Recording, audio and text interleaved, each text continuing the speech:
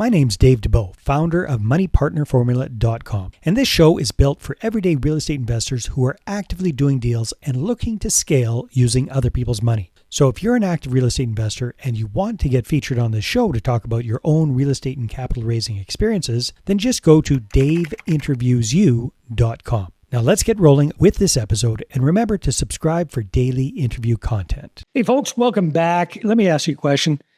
Are you kind of stuck and confused and stymied with this whole social media thing? There are a gazillion different platforms out there. They change names on a regular basis. They change owners on a regular basis. They change algorithms on a regular basis. How the heck do we keep up? And more importantly, how do we turn social media activity into something profitable? So today's guest, Dana Flanagan, knows a lot about that. Dana is a very successful entrepreneur. She cut her teeth in real estate, doing flips, doing investing, also working with realtors. She's an entrepreneur. She helps all sorts of folks. And she's also very, very well known on social media. I believe her main platform is Instagram. And she's going to talk to us today about how we can get better at it. So Dana, welcome to the show. Great to have you. Oh, thank you so much for having me. It's a pleasure to be here. So Dana, let's start with first things first. What does social media marketing, social media promotion, being a presence on social media, what does that mean for you? And how has that impacted your businesses? Sure. Well, it's visibility.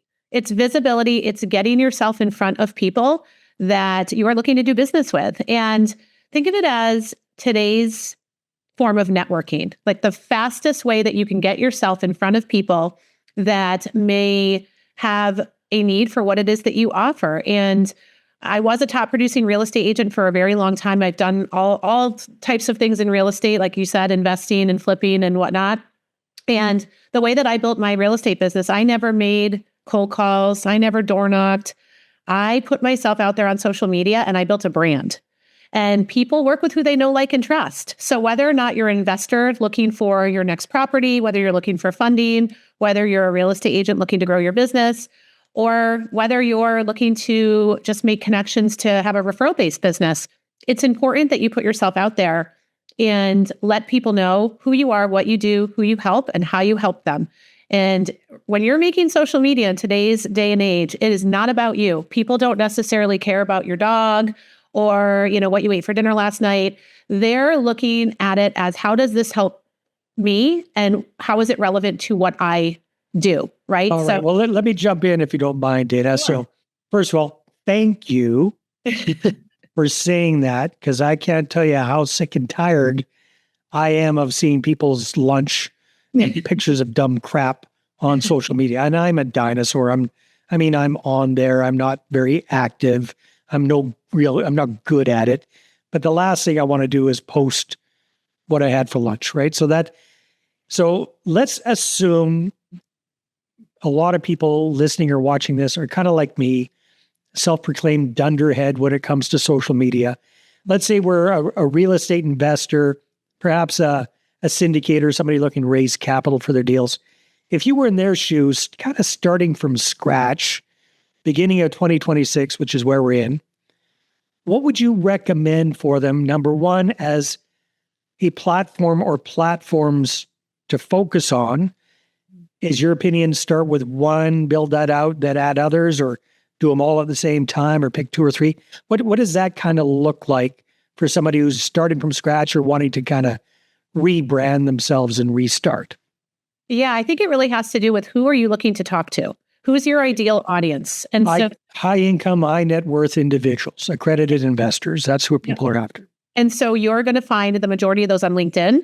You're going to find the best conversations, the people, the best groups to network in on LinkedIn. And my second guess would be Facebook. Okay. Facebook would also be a great place. There's a lot of groups. So if you're not somebody that's maybe necessarily comfortable with putting yourself out there, and that's what I work with people on, is getting the confidence to be able to grow on social media and feel comfortable with doing that. But get in groups and add value. Let people know if you have a specific property or you're either looking for capital or you are providing capital. let people know what it is that you bring to the table, and you'd love to connect with XYZ people, right? So that's going to be the first thing that you want to do. And then you're going to want to let people know about you, right? So your brand message is 4 pillars. Like I said before, who you are, what you do, who you help, and how you help someone. And so letting them know a little bit about you. And we want to humanize it, right? We want people to feel like we're approachable. We don't want to be salesy. We want to be helpful. And we always want to let people know what problem we solve for them. So this is a huge talk, obviously, that I do, but we want to always start with an engaging hook, which is going to get people interested in what it is that you're offering, and then put some value in the content. Remember, why is it relevant to my audience and why should they care? That's something that you always want to think about when you're posting. So when you're posting, let's focus on the LinkedIn and the Facebook then. Mm-hmm. These days, I mean, I hear so many different things. Are we posting video posts? Are they image posts? Are they long form content posts? Are they all of the above, none of the above? What does that even mean these days, Dana? So it really depends. If you're going to do a longer post, like a video of you talking, then that can be like a minute or under. If you're just going to post a reel, which is a video, it's a short form video, 5 to 7 seconds is the norm. And you don't even have to be in that. That can be scenery. You can be taking a panning of your multifamily property, or the location of maybe if it's on a beach or if it's on a golf course or whatnot. You can just utilize that as the background, and then your context is going to go on the screen. So your hook is going to go on the screen, and the rest of your content is going to go below or above, depending on what platform you're on, the actual video. And then you always want to tell your audience what you want them to do.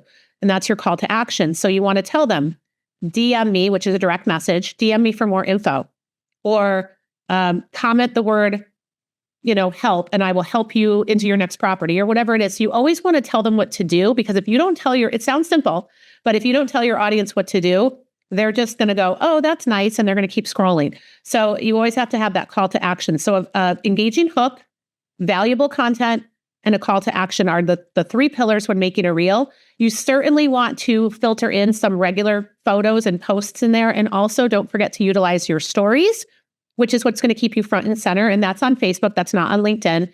But I highly recommend providing value every single day. Twice a day is a really good number to use to post. And then go and interact with other people. You can punch in like investors in real estate in the search bar in LinkedIn, and you're going to see a whole bunch of people, syndicators, multifamily specialists, whatever it is, capital firms. And then you can friend those people. You only can friend so many people per day, so don't go too crazy. I don't know what the exact number is, and it will warn you when you're getting too close. But actually, LinkedIn won't. They'll just shut you down. Yeah, so they do. I mean, they do say, "Oh, you're growing your network," and you're supposed to go, "Got it." So, but that's how you build your network online. It's like anything else. No one is going to come knocking at your doorstep. When they feel your content is relevant and interesting, that's when they'll start to follow you. So you also have to do the work as well. So you're going to want to go and look at other people's content, comment on 5 posts a day. And that's going to start to tell the algorithm that you're a real person and that you're being social, which is the whole point of social media. Sounds like it's a lot of work, and it's kind of... It does. It sounds like it's an absolute nightmare to me. It's work. Yeah. I spend over 2 hours a day on my social media, but I make so much of my business from it. So when you're able, now I'm known as a trusted resource where I attract everything that comes to me, where I don't have to go out like searching for it. So it's generally where people are reaching out to me. Hey, do you know this person? Or, hey, would you like to be on my podcast? Because I built that trusted authority online. It takes time. Don't be concerned if you don't have results right away. It takes a while to build that presence, but you just want to stay with it and stay consistent, and you'll start to watch the opportunities come to you. Hey there, if you're a capital raiser, a syndicator, or a fund manager, and you're looking for a steady flow of incoming accredited investor leads, then go ahead, grab a free copy of my new book, How to Get 20 Accredited Investor Meetings Every Month Without Cold Calling, Networking, or Chasing People. You can get that at 20accreditedinvestorsbook.com. Again, that's the number 20accreditedinvestorsbook.com. So Dana, I'm just playing devil's advocate here. All of your advice makes a ton of sense. My brain is screaming at me 2 hours a day. no way in hell that's going to happen. I think some other people might be thinking the same thing, especially if you haven't been doing any of this stuff ever very well.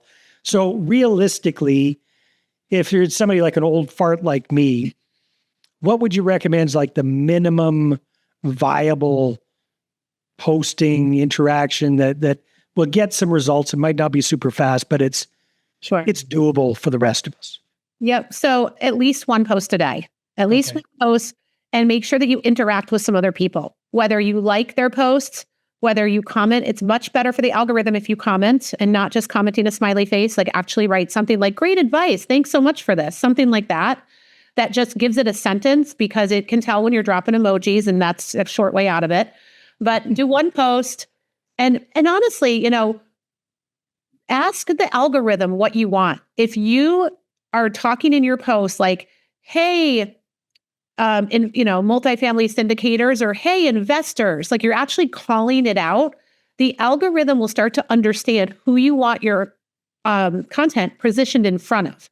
So you're making your content for the people you want to attract. You're not making it just for you.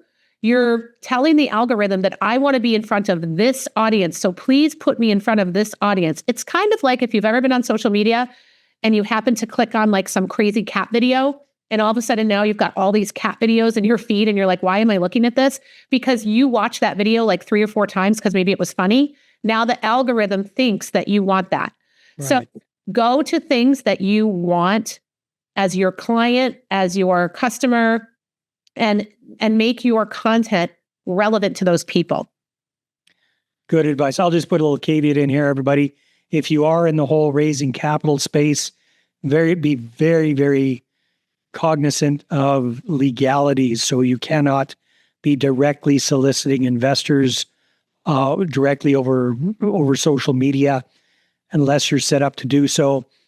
So be careful on how you're doing that. Don't offer any specific kind of returns. Don't be directly soliciting.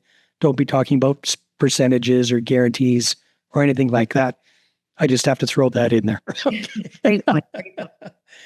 Okay, very, very good, Dana. So that's a little bit more doable. So if you're somebody who's not super active yet on social media, you've given some good tips on creating content, but I can see somebody kind of staring at a blank computer screen going, what the hell do I talk about? What content can anybody possibly be interested in from me?